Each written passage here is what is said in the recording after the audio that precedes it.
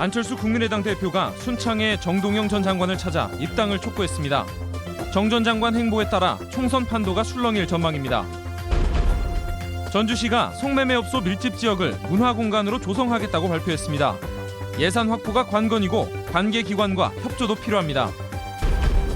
아파트 단지처럼 도로외 구역에서 발생하는 교통사고가 적지 않습니다.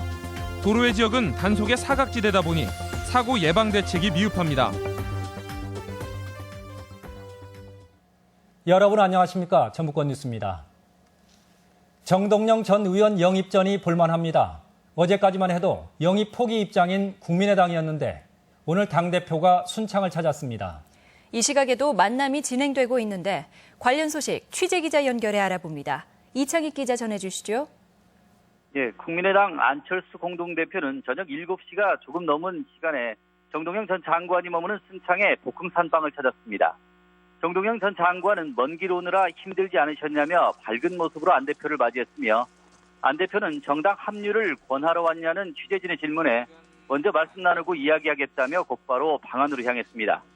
두 사람은 비공개로 1시간 반이 넘게 이야기를 나누고 있는데 안 대표는 국민의당 합류를 강력히 요청한 것으로 전해지고 있습니다.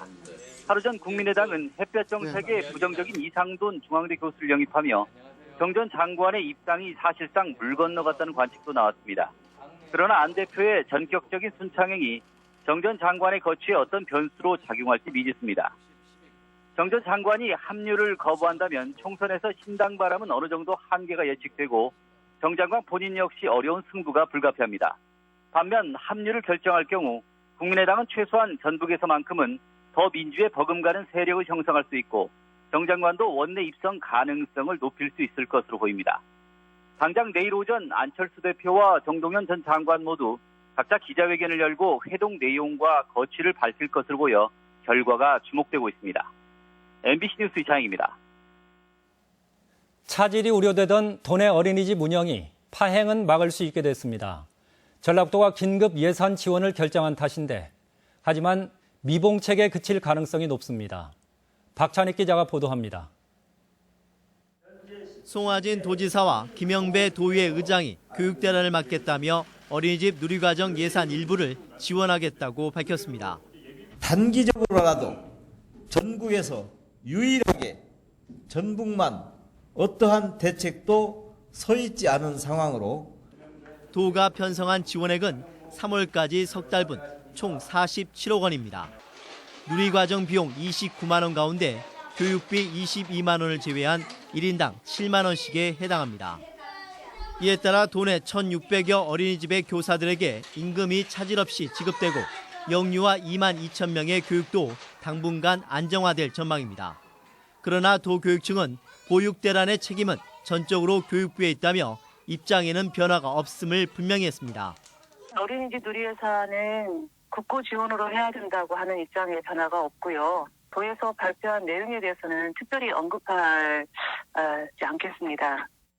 도가 편성한 47억 원은 아직 쓰지 않은 다른 일반 예산을 먼저 끌어쓰는 방법으로 교육청의 예산 지출을 전제로 한 것입니다. 다시 말해 한시적 지원책으로 도의 노력으로 일시적 혼란은 막았지만 근본적인 상황은 크게 달라지지 않을 전망입니다. MBC 뉴스 박찬혁입니다.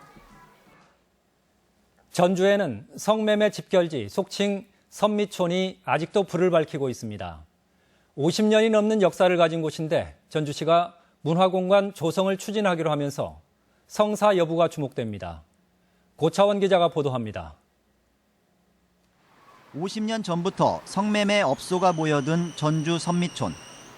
2000년대 초반 90개 성매매 업소가 성업할 정도였지만 지금은 규모가 다소 줄었습니다.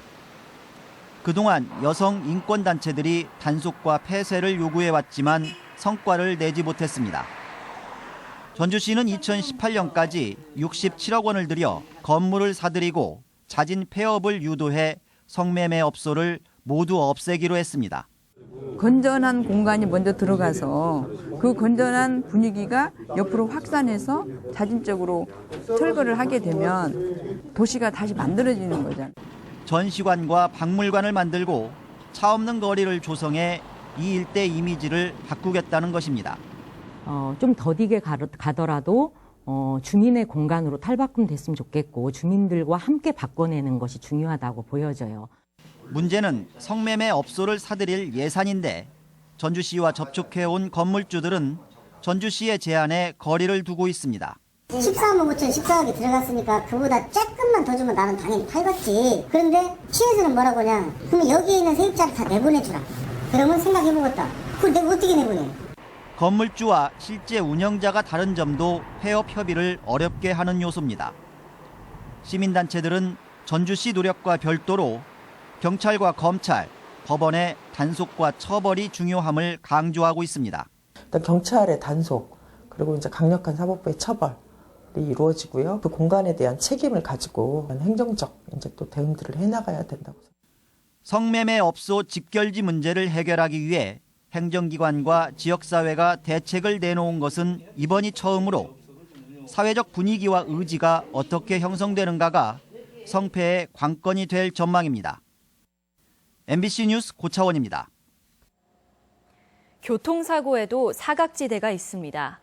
아파트 단지 같은 도로외 구역으로 전체 교통사고의 17%가량이 발생하는 곳인데 도로가 아니어서 단속 근거조차 없습니다.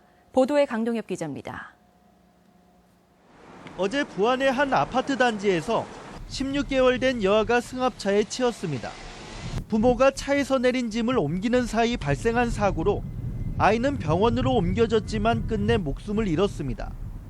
이 같은 아파트 단지 안은 아이들이 잘 뛰어다니는 데다 차량도 수시로 드나들어 사고의 위험이 높습니다. 주차된 차량들로 시야가 확보되지 않은 상황에서 운전자들도 속도가 느리다는 이유로 큰 주의를 기울이지 않기 때문입니다.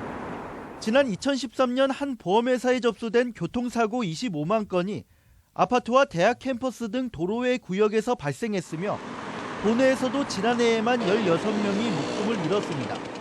아무래도 좀 위험하죠. 우리도 손주 키는 입장에서. 차가 오면 애들이 느닷없이 툭 튀어나오잖아요. 예, 그럴 때. 특히 아파트 단지 내의 어린이 사고의 경우 70% 가까이가 운전자의 부주의가 원인인 것으로 나타났습니다. 여기에 도로외 구역은 도로교통법이 적용되지 않는다는 점도 사고 예방의 한계로 작용하고 있습니다. 음주운전 등 중과실 행위를 제외하면 단속이나 처벌할 근거가 없기 때문입니다. 주민의 그 중요한 생활권인 그 학교나 아파트도 안전을 담보할 수 있도록 법 개정이 시급하다고 보고요. 그 아파트 내에 그와 따른 그 안전시설 보장이 절실하게 요구된다. 도로외 구역이 안전의 사각지대로 방치되지 않도록 대책 마련이 필요합니다. MBC 뉴스 강동엽입니다.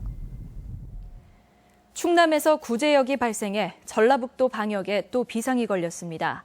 전라북도는 오늘 충남 천안과 공주의 돼지 농장에서 구제역 확진 판정이 나옴에 따라 익산, 왕궁 등 도내 인접 지역에 대한 예찰과 방역 활동에 나섰습니다. 또한 충남 발생 농장과 도내 돼지 농가의 연관성을 파악하는 한편 도내 도축장과 사료 공장에 대한 소독을 강화하고 있습니다. 새누리당 전북도당 총선 공약 개발단과 전주 지역 예비 후보들은 탄소융합연구원에서 현장 회의를 개최하고 전북의 성장 동력인 탄소산업 활성화 방안을 청취했습니다. 더불어민주당 전북도당 총선정책기획단도 덕진위원회 사무실에서 첫 회의를 열고 도민들의 삶의 질을 개선할 수 있는 공약 개발에 착수했습니다.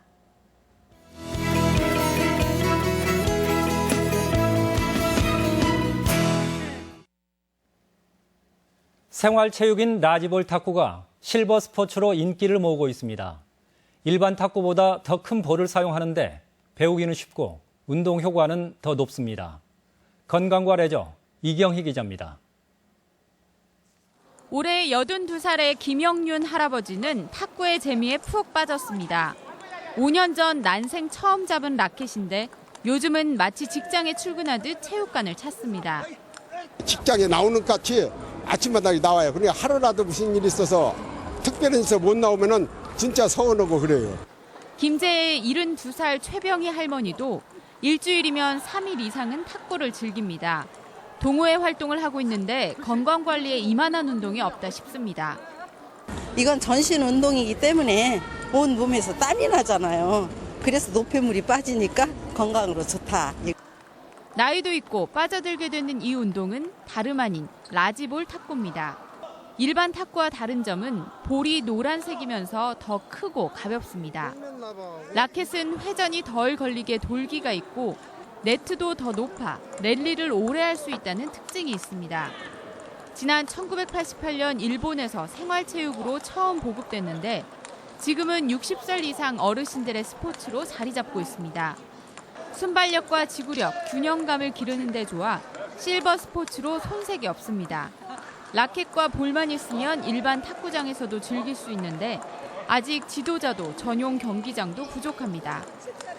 나지볼 지도자를 좀 보급해야 할 필요성이 있고요. 시군에서 나지볼을 장려할 수 있는 예산을 좀 뒷받침해 줬으면 좋겠습니다. 실내 스포츠라 사계절 즐길 수 있는 라지볼 탁구는 어린아이부터 온 가족 3대가 함께 할 수 있는 운동법으로 저변을 넓혀가고 있습니다. MBC 뉴스 이경입니다. 뇌사 판정을 받은 60대 여성이 장기를 기증해 5명의 환자에게 새 생명을 선물했습니다. 전북대 병원에 따르면 불의의 사고로 지난 12일 뇌사 판정을 받은 67살 백영순 씨가 간과 신장, 각막을 기증했습니다. 가족들은 평소 신앙과 사랑을 실천해온 고인의 뜻에 따라 장기 기증을 결정했으며 5명의 환자에게 이식됐습니다.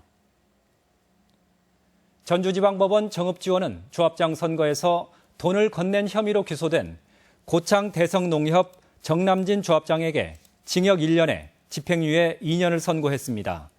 정 조합장은 지난 2014년 한 음식점에서 이장 2명에게 선거운동을 도와달라고 부탁한 뒤 이듬해 현금 400만 원을 건넨 혐의로 기소됐으며 재판부는 조합원 매수가 선거에 영향을 미친 것으로 보인다고 판시했습니다.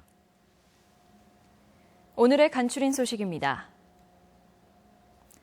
제2회 아시아 세팍타크로 선수권 대회가 다음 달 10일부터 나흘간 정읍에서 개최됩니다. 아시아 세팍타크로 선수권 대회는 태국과 말레이시아, 일본 등에서 20개 팀이 참가할 예정입니다. 정월 대보름을 앞두고 오는 20일 임실 필봉마을에서 필봉 정월 대보름 축제가 열려 묵은 액을 털어내고 풍년을 기원합니다. 전주 등 도내 곳곳에서도 주말과 휴일 대보름 행사가 열립니다. 익산시 어양동 주민센터 인근에 로컬푸드 판매장이 다음 달 문을 엽니다.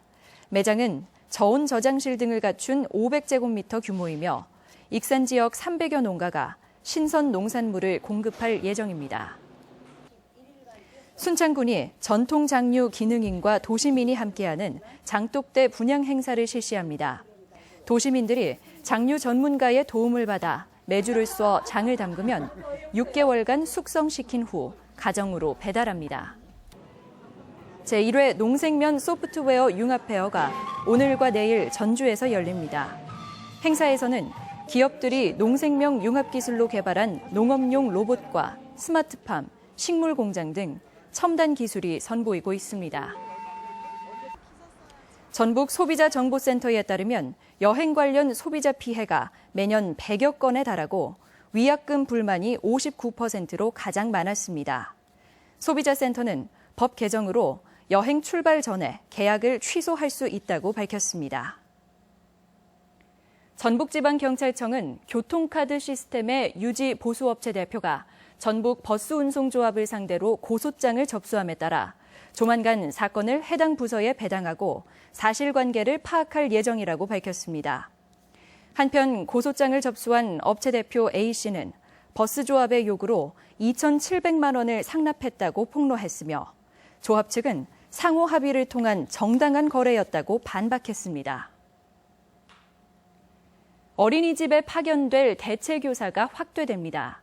전라북도는 어린이집 보육교사가 휴가나 교육 등으로 공백이 생길 경우에 대비해 육아종합지원센터에서 42명의 대체교사를 채용해 파견할 방침이라고 밝혔습니다. 지금까지 전북권 뉴스였습니다.